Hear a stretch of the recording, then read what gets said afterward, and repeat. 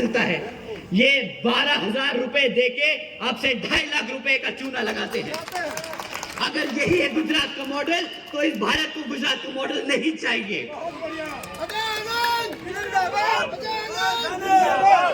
साथियों,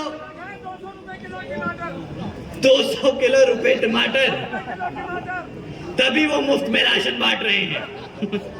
साथियों, उन्होंने वादा किया था कि काला धन वापस लेके आएंगे। कौन सा काला धन वापस आया? काले धन के नाम पे उन्होंने कितने ही काम किए हो।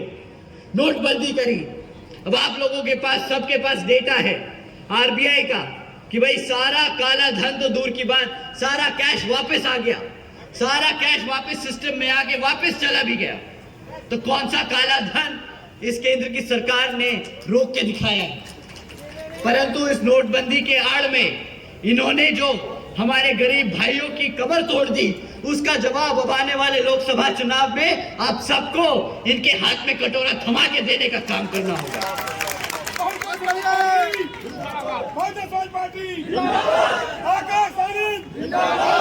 साथियों, यह तो रही केंद्र की भाजपा सरकार। अब यहाँ पे राज्य की भाजपा सरकार भी कुछ कम नहीं।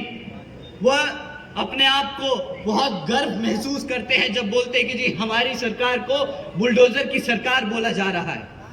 उनको बोला जाता है बुलडोजर की सरकार क्योंकि उन्होंने गरीब लोगों के घर तोड़ने का काम किया। ये कोई गर्व की बात नहीं, ये कोई गर्व की बात नहीं। अगर यही इन्होंने बुलडोजर चलाए होते गुंडे और माफियाओं के अवैध धंधों पर, तो हम बिल्कुल बेशक उनके साथ खड़े होकर बोलते कि हाँ जी बहुत बहुत अच्छा काम किया है। परंतु जो आपने गरीब लोगों के घर तोड़े ना, मुख्यमंत्री जी को आने वाले विधानसभा आम चुनाव में इसका भी जवाब देना होगा। माँ बेटी मार दिए बुलडोजर से, माँ बेटी। साथियों, ये सरकार अपने आप को फाइनेंशियली साउंड बहुत बोलती है कि हम बहुत टाइप की टेक्नोलॉजी ला रहे हैं, हम बहुत ज्यादा डेवलपमेंट कर रहे हैं। इनसे अगर हम आपके सामने अगर एक डेटा रखें तो इनसे इनकी फाइनेंशियल प्रूडेंस समझ आती है। साथियों, जब भाजपा की सरकार केंद्र में 2014 में आई थी तो केंद्र सरकार पर 58,60,000 करोड़ का कर्जा था। आज 10 साल बाद 2014 में इस भारत सरकार ने अपने ऊपर 152 लाख करोड़ का कर्जा ले लिया है। 152 लाख करोड़ का कर्जा जो यहाँ के देशवासियों को देना पड़ेगा, हमारे भारतीय लोगों को देना पड़ेगा अपनी मेहनत की कमाई से। साथियों, ये 152 लाख करोड़ का हिसाब अब इनसे हमें मांगना होगा कि इन्होंने ये 152 लाख करोड़ रुपए खर्चे तो कहाँ खर्चे, क्योंकि ना हमारे युवा साथियों के पास रोजगार है, ना हमारी बहन बेटियों के पास सुरक्षा है, और ना ही हमारे यहाँ पे कोई नए स्कूल्स और कोई हेल्थ केयर के लिए हॉस्पिटल्स बनाए गए। साथियों, यह तो रही भाजपा की सरकार के हाल।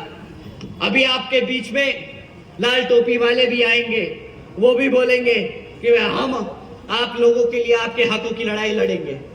पर बहुत ही युवा या साथी यहाँ बोले कि भैया हमने इनको मौका दे के देख लिया। ये जब नए नए आए थे टोपी पहन के साइकिल पे घूमे और बोले कि हम युवा नेता हैं, हम यहाँ पे युवा साथियों का बहुत सहयोग करेंगे, उनके लिए रोजगार देंगे। परंतु वो हमें टोपी, वो खुद टोपी पहन के हमें भी पिछले 5 साल में टोपी ही पहनाते रह गए।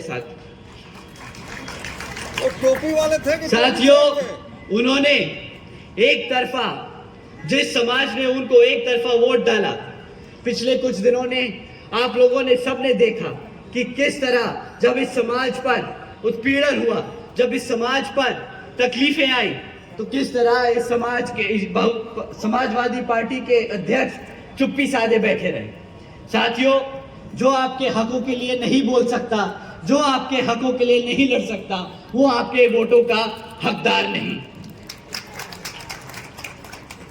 साथियों, जैसा कि मैंने आपसे शुरुआत में कहा था कि बहन जी ने हमसे कहा है कि आप जनता के बीच में जाइए और हमारे काम के बारे में बताइए, ताकि हमारा वोटर, हमारे समर्थक, हमारे लोग वही आगे जाके समाज में आगे सबको बता सके।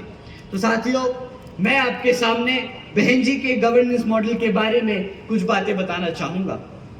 साथियों, बहन जी के गवर्नेंस मॉडल के तहत बसपा ने अपनी सरकार के चलते हुए महामाया गरीब बालिका आशीर्वाद योजना चलाई थी, जिसके तहत 3,25,000 बच्चियों को 1-1 लाख रुपए देने का बहन जी ने काम किया था। साथियों, देश में पहली बार ऐसा हुआ था कि बच्ची पैदा होते ही लखपति बन गई थी। साथियों, बहन जी ने इस योजना के तहत 3,250 करोड़ रुपए अपनी बच्चियों को देने का काम किया था। बहन जी के गवर्नेंस मॉडल के तहत बसपा की सरकार ने सावित्रीबाई फुले बालिका शिक्षा योजना भी चलाई थी,